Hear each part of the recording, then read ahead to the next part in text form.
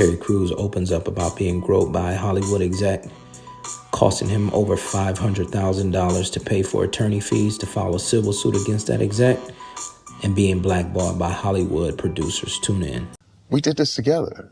You know, Randy Couture, Dolph Lundgren, Sylvester Stallone. I call him my dad in the business. He was like, man, I'm going to put you in this thing. And then when the fourth one came, I mean, the producer told me, you ain't going to be in it if you don't drop this case. I said, come on, man. I said, what kind of game are you playing? Now, remember, I already been manipulated by the NFL. I'd never forget when I had to go home on that Monday. I had to bring back my playbook. Right. So you can get rid of me anytime you want. You know what I mean? Mm-hmm. But this was my terms. This is my Barry ain't going back. You know what I mean? This is me like, no, I'm not going to nod my head yes and mean no. I mean no this time. Right. And I love those guys, man. Jason Statham, all of them. And I hope we can do something together in the future. And it ain't their fault. You know what I mean? But there was just things I have to say, remember now, like I said, if I'm doing it, you got to know I've already counted all the costs. All the costs. And I've done many, many things for free, but that meant more to me than the things I got paid a lot of money on. How difficult was it to come out? Because you said a Hollywood exec groped you. Yeah. And that's not easy for a man, especially Right. a man of your stature. Right. And then all of a sudden the fabrications of the stories that started being fabricated about you. Yeah. Did you think, because you said anytime you come out with something, you've already calculated the risk and the cost Yep. of whatever you're going to say or do. Yeah. Did you think you would get the kind of blowback because I don't think a whole lot of people believed you. Yeah. I knew it was going to be strange. First of all, if it hadn't happened to me and I heard it, I'd have been like, man, what is this dude talking about? Mm-hmm. That's why I never got mad. I couldn't get mad at people going, man, what are you doing, man? Big ass Terry Crews. Right. But see, I'd already been through probably 8 years of therapy, me and my wife, rebuilding, me understanding what true power was, mm-hmm. me understanding that it wasn't about how hard see, you got to understand, in the NFL, road rage works.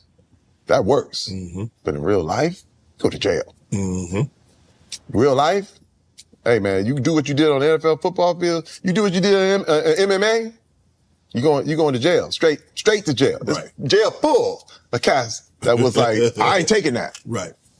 And I realized, because my wife made me promise, she said, Terry, because she, I used to have hair trigger and temper and be fighting people. And she was like, man, what are you doing?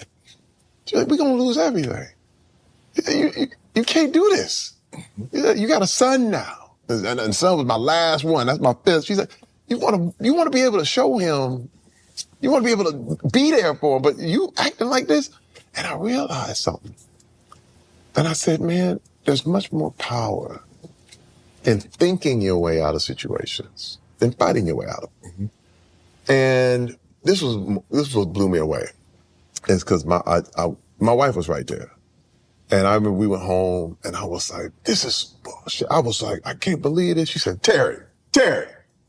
She said, ain't a woman in your life ain't been through that shit. I said, okay. Wow. And she said, now what you gonna do? He said, because we can't fight our way throughout this stuff. He said, your daughter, your mother, me, been places where you just had to eat it. I said, you're right. And I said, you know what though? I said, I'm gonna do it the other way. I'm gonna sue him. And she said, there you go. And I'm gonna tell you how to do it. Wow. My wife was right there with me. And she said, you tell what happened and you show people this could happen. And I remember, I said, hey man, size ain't got nothing to do with it. First of all, if you did it, I mean, look, it's like saying I'm too big to get shot. Well. Actually, you the perfect size. You see what I'm saying?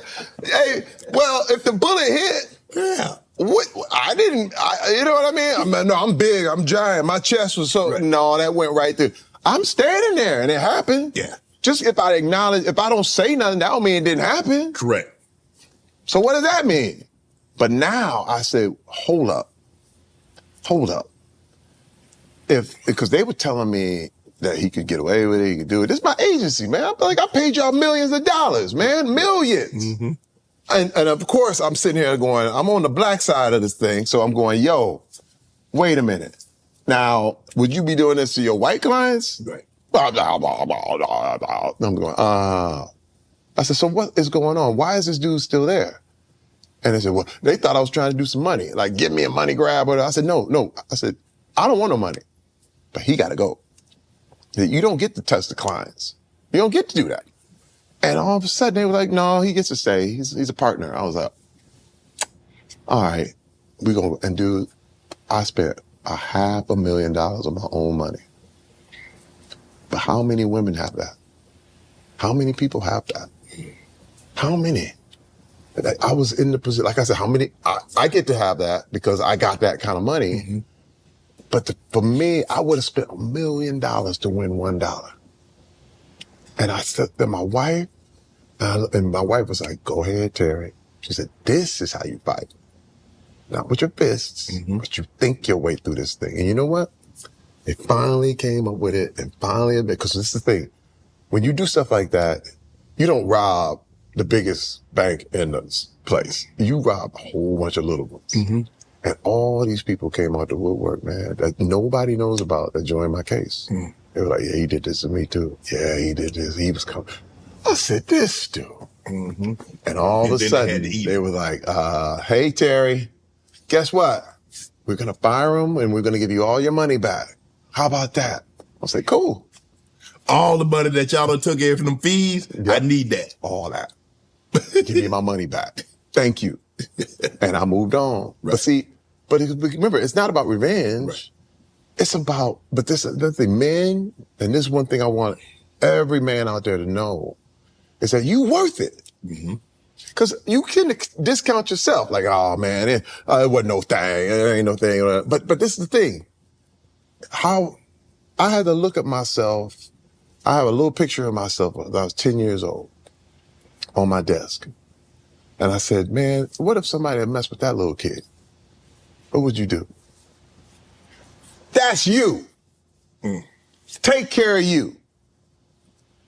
Take care of you. Really, don't let nobody treat that little boy like he's worth less. Because that little boy is me.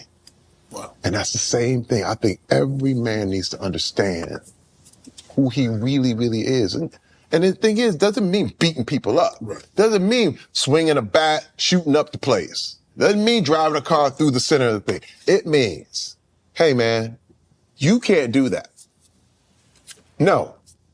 Standing up and taking your voice, and that's your story. And I stood with all, and let me say, I was inspired by all these women that came forward.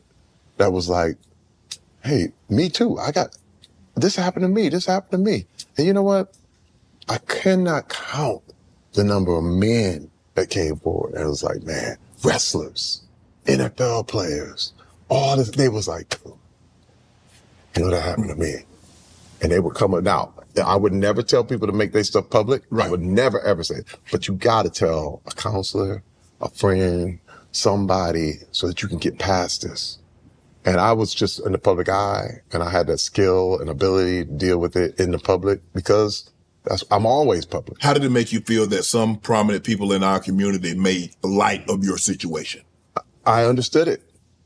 Man, you gotta know, I'm from Flint, man. You know, first of all, you grow up with, you in the hood, you know about what's wrong with you. Mm-hmm. You know what I mean? You got a big head, that's big head Johnny. Right. You got big ears, that's ears, whatever. You know? You know, right. It's like you grow up with, you gotta be tough. Right. That's the whole thing. Trash talk, whatever, get dunked on, you don't live it down.